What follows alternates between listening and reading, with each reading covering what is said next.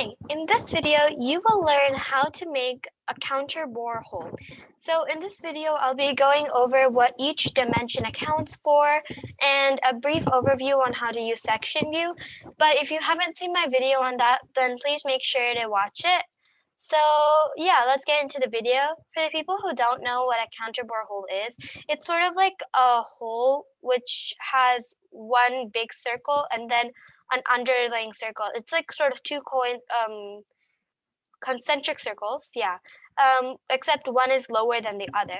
So if I exit out of section view, how that would look like is this, but if you go to top view, it can, yeah. So it's one hole and then another hole carved out underneath it, and it's a hole basically. So now what I'm going to do is I'm going to create a new part studio by going to the plus. And then what I'm going to do is I'm going to rename it to cube counterbore hole. Counterbore hole. So there we go. I'm going to go make a sketch on the top plane, hide my remaining two planes, and then I'm going to go to top view and make my sketch. So now what I'm going to do is I'm going to go to a center point rectangle, expand, and click escape. Then go and dimension my rectangle. Okay, that took some stuttering, but I'm going to dimension it 4 by 4 to make it a square, and I'm going to click the green check button. Now I'm going to extrude my sketch, and I'm going to make it 4 inches because I want this to be a cube, if you haven't figured that out already. So now what I'm going to do is I'm going to click the green check button to confirm my extrusion. Let's check out my extrusion. Hip hip hooray, it's a cube. Wow. Okay. Back to business. So what I want to do now is I want to create a hole. So what I'm going to do is I'm going to click on the hole tool, but it's going to ask me for sketch points to place holes.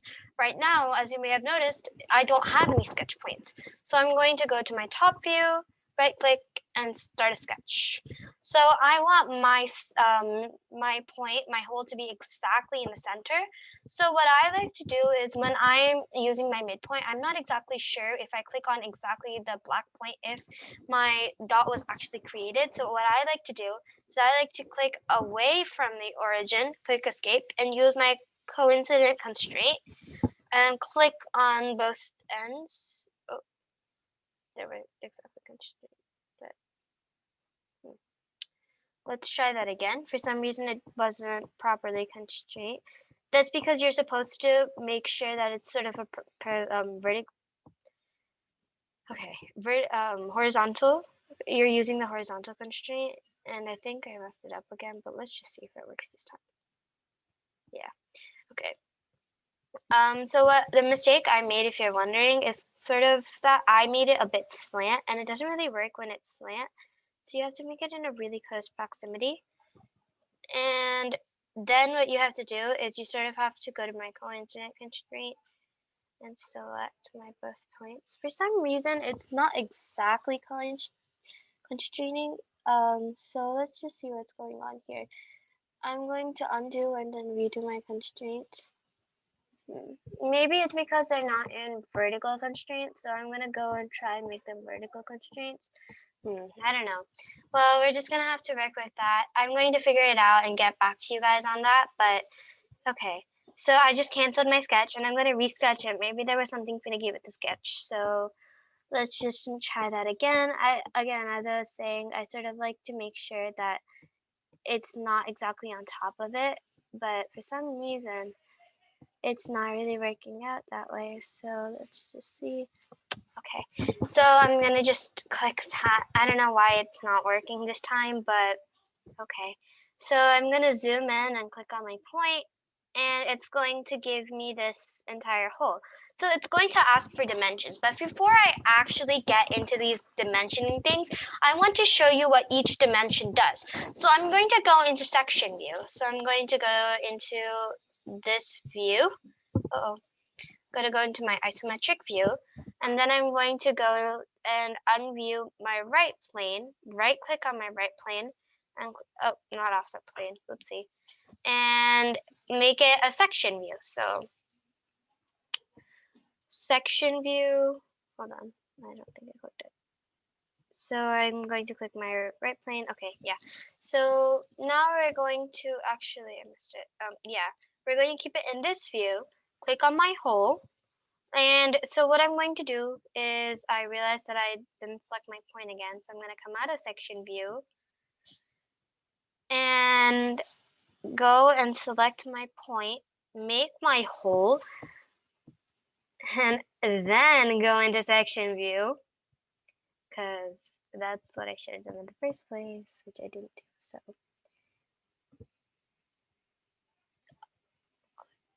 am I just going blind or? Okay. I'm not sure why section view isn't working for this time, but I'm pretty sure it's because I'm in my hole constraint. So I just discovered something new, which I honestly didn't know. You can do section view if you're in the if you're in your hole, if you're in a hole creation. So what I'm going to do is I'm just going to explain it and try to explain it from here. So this is asking for your first measure is basically when you hover over it, I'm pretty sure it should give you its name, but it's basically how wide your smaller circle is. So if I'm going to be precise, how wide is this circle going to be? So I want mine to be 0.75 inches. Let's see what that has to do. So as you can see, the diameter has sort of increased here. I want my other circle, the bigger circle, your second dimension is going to be about your bigger circle. So I want that one to be 0.5 inches. Now it's going to show you an error because your smaller hole can never ever be bigger than your bigger hole, right? So it obviously doesn't make logical sense. So I'm going to make it 1.5. And there we go.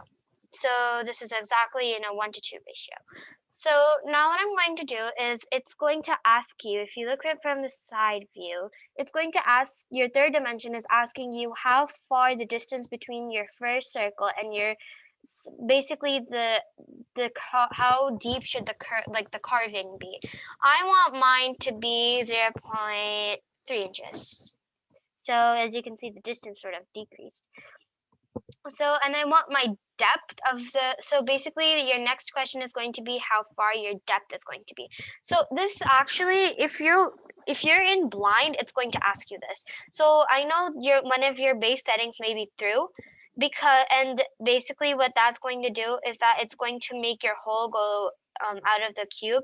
But for video's sake, I'm going to show you how to do it with specific dimensions. So you can change it to blind and go to isometric, and basically it'll ask you how far you want it. I want mine to be 3 inches.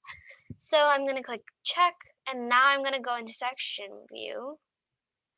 And basically that's what it shows you. If you actually were to go in and to create a sketch here and dimension it, this would be 3 inches. This would be 0.3 inches. This diameter of the bigger circle would be 1.5, and the diameter of the little circle would be 0.75.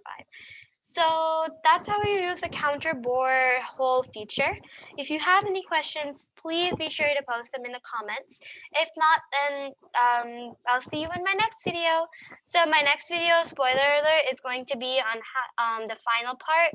It's going to be on how to use the countersink hole. So I just wanted to give you guys a heads up. Thank you for watching my videos. If you haven't subscribed yet, please do subscribe. And if you like my content, please like the button. And okay, for this time, for real, thank you, and bye. See you in my next video.